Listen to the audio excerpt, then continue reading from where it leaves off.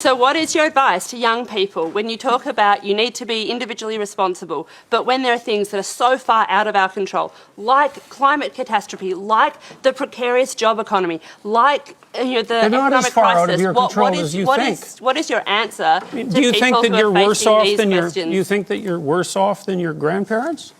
I think there are different challenges. Do you think you're worse off than your grandparents? The argument, I think, is that individual responsibility does not change the climate, does not fix the problem that needs global collective responsibility. So I think that's the core of the question. Do you have a theory about that? Well, fundamentally, I'm a psychologist, and my experience has been that people can do a tremendous amount of good for themselves and for the people who are immediately around them by looking to their own inadequacies and their own flaws and the things that they're not doing in their lives and starting to build themselves up as more powerful individuals. And if they're capable of doing that, and then they're capable of expanding their career. And if they're capable of expanding their career and their competence, then they're capable of taking their place in the community as effective leaders. And then they're capable of making wise decisions instead of unwise decisions when it comes to making collective political decisions. I'm not suggesting in the least, and have never suggested, that there's no domain for social action. I'm suggesting that people who don't have their own houses in order should be very careful before they go about reorganizing the world, which happens in many ways. So, can I if a young person believes that the climate, the global warming problem on the climate is something that needs to be tackled quickly, and they can't wait until they grow up and become prime ministers to do it, do you think collective responsibility overrides individual responsibility in a huge issue like that? No. Okay. I don't. Okay. I think generally people have things that are more within their personal purview that are more difficult to deal with and that they're avoiding, and that generally the way they avoid them is by adopting pseudo-moralistic stances on large-scale social issues so that they look good to their friends and their neighbors. That's what it looks like. A major difference between the right and the left concerns the way each seeks to improve society. Conservatives believe that the way to a better society is almost always through the moral improvement of the individual, by each person doing battle with his or her own weaknesses and flaws.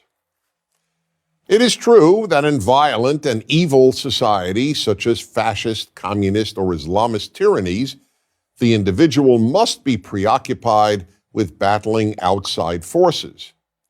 Almost everywhere else, though, certainly in a free and decent country such as America, the greatest battle of the individual must be with inner forces, that is, with his or her moral failings. The left, on the other hand, believes that the way to a better society is almost always through doing battle with society's moral failings.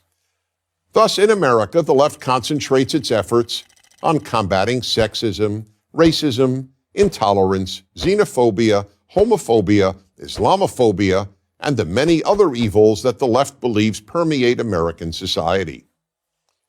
One important consequence of this left-right distinction is that those on the left are far more preoccupied with politics than those on the right.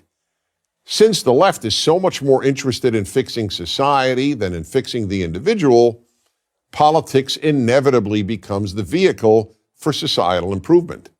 That's why whenever the term activist is used, we almost always assume that the term refers to someone on the left. Another consequence of this left-right difference is that since conservatives believe society is changed one person at a time, they accept that change happens gradually. This isn't fast enough for the left, which is always and everywhere focused on social revolution. An excellent example of this was a statement by the then presidential candidate Barack Obama just days before his first election in 2008. To a rapturous audience, he declared, "We are 5 days away from fundamentally transforming the United States of America." Conservatives not only have no interest in fundamentally transforming the United States of America, they are strongly opposed to doing so. Conservatives understand that fundamentally transforming any society that isn't fundamentally bad, not to mention transforming what is one of the most decent societies in history, can only make the society worse. Conservatives believe that America can be improved, but should not be transformed, let alone fundamentally transformed. The founders of the United States recognized that the transformation that every generation must work on is the moral transformation of each citizen. Thus, character development was at the core of both child rearing and of young people's education from elementary school through college. As John Adams, the second president, said, our Constitution was made only for a moral and religious people. It is wholly inadequate to the government of any other. And in the words of Benjamin Franklin, only a virtuous people are capable of freedom. Why is that? Because freedom requires self-control. The freer the society, the more self-control is necessary. If the majority of people don't control themselves, the state, meaning an ever more powerful government, will have to control them. From the founding of the United States until the 1960s, schools and parents concentrated on character education. But with the ascent of left-wing ideas, character education has all but disappeared from American schools. Instead, children are taught not to focus on their flaws, but on America's. Social issues have replaced character education. An example is a new K-12 science curriculum, the next generation of science standards, which will teach young Americans starting in kindergarten about global warming. And when they get to college, American young people will be taught about the need to fight economic inequality, white privilege, and the alleged rape culture on their campuses. Ironically, if there really is a rape culture that permeates American college campuses, the only reason would have to be that there was so little character education in our schools, or for that matter, at home. Fathers and religion, historically the two primary conveyors of self-control, are non-existent in the lives of millions of American children. We are now producing vast numbers of Americans who are passionate about fixing America while doing next to nothing about fixing their own character.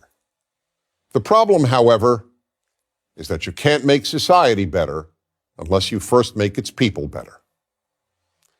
I'm Dennis Prager.